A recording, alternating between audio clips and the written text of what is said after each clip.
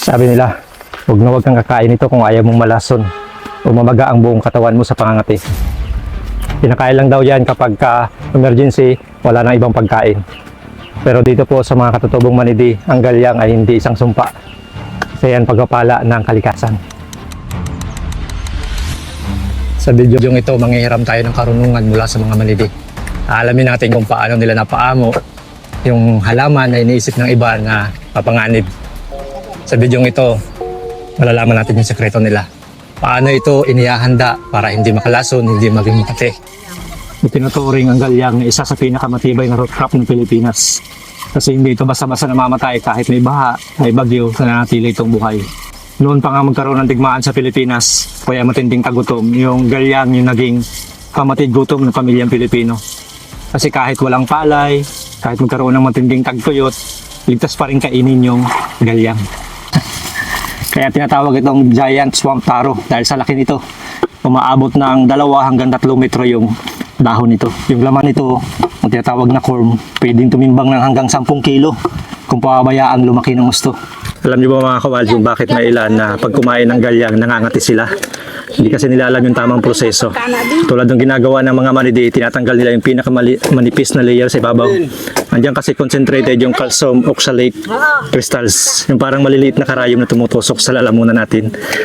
Meron din itong parang yung pangangati na katulad ng sagabi. Kaya ang sekreto, babalatan mo ng maayos, lulutuin ng matagal. Yung iba naman, binibilad nila bago lutuin.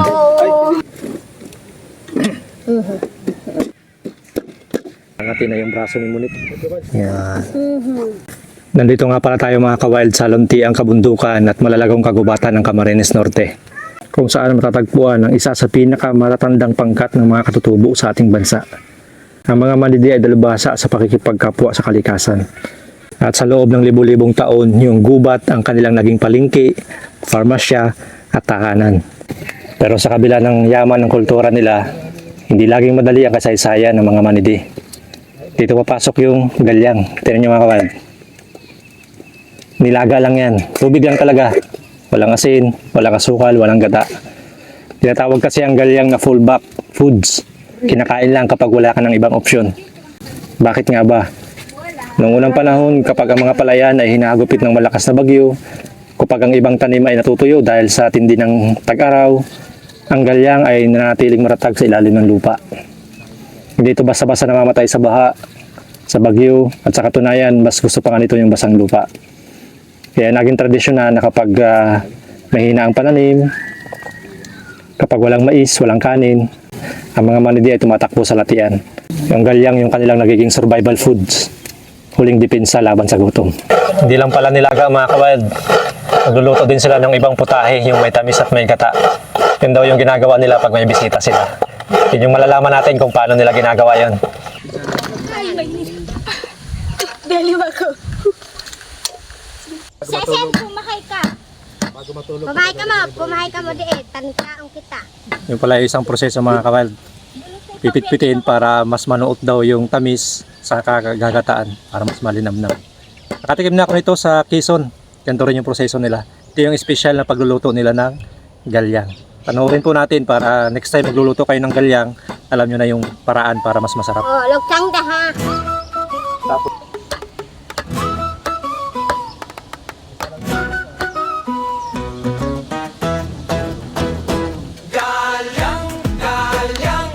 masarap na nilaga, busog ang katawan, puno ng ligaya. Galyang, luto ng manide, lakas at talino, dito ay galing din. Huwag kang matakot, huwag kang mangamba, basta't luto na hindi na makatipa. Isawsaw sa nyogo kaya ay asukal. merong sabi-sabi na galyang daw yung kinakain ni Pacquiao nung bata pa, kaya malakas siya. Sabi-sabi lang naman yun kasi ayon sa interview ni Pacquiao, yung kinakain niya talaga nung bata pa, kamuti, nilagang saging, sinasawsaw sa ginamos, yung bagoong. Kaya bagaman saging at kamuti yung sikat sa interview ni Pacquiao, ang galyang ay meron ding parehong power na nagbibigay ng lakas sa ating mga katutubong manidi. Ito yung klase ng pagkain na pang mahirap sa tingin, pero champion sa nutrisyon. Normally, nilalaga lang daw talaga na ilang gayang. Pero dahil may bisita daw, special, may effort pa. Pinitpit, may gata, may asukal, para mas manuot daw yung sarap at yung lilamnam ng gata. Tikman natin mamaya mga kawal.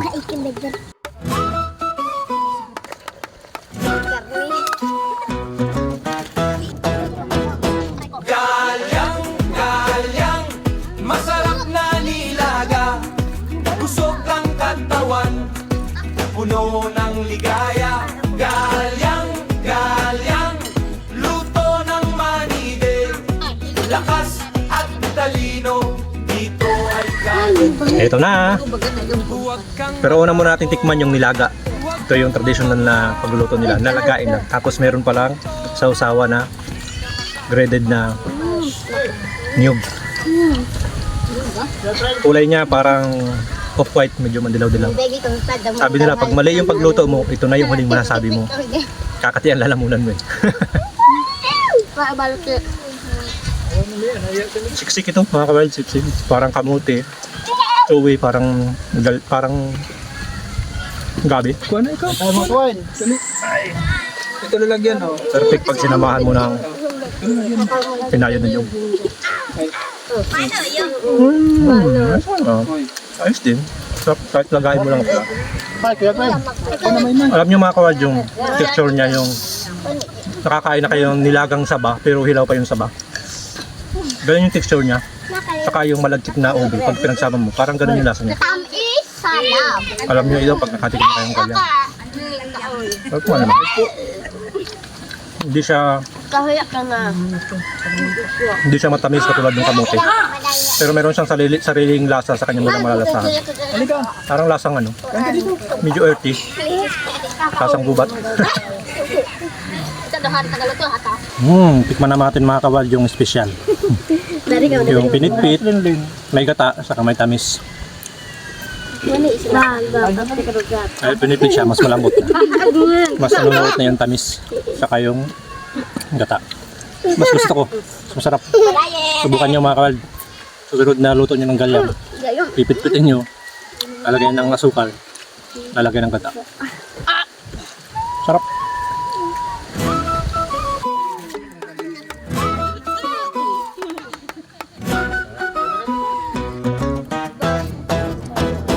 galyang, galyang, masarap na nilaga. Busog ang katawan. At bago magtapos yung video natin mga kawail, siyempre lubusan tayo magpapasalamat dito sa buong community ng Tribong Manidi dito sa Tumbaga, Camarines Norte. Maraming salamat lalo tigit kay Cap Silson na nagbigay sa atin ng pahintulot, mag-video at mag-vlog ng araw-araw na gawain ng mga Manidi. Hindi lang tayo nila basta pinatuloy, pinakita nila sa atin yung kanilang kultura na hindi basta mabibili ng pera. At bilang pasalamat, bibigay po natin yung pinabibigay ni Ma'am Nanette ng Moscow, Russia. Ma'am Nanette Shore ng Moscow, Russia. Maraming salamat po, nagbigay si Ma'am Nanette ng 2.7. Bibigay po natin dito sa Tribong Manidi. Bigyan natin kay Ate Monit. Siya kasi yung Ate Monit. Siya kasi yung anak ni Cap Silson. Bahala na kayo dyan maghati-hati ano. Maraming salamat po. Maraming salamat po. Maraming salamat. Ako ang pinakang bata. Ayos lang po yan, Nanay. Wildlife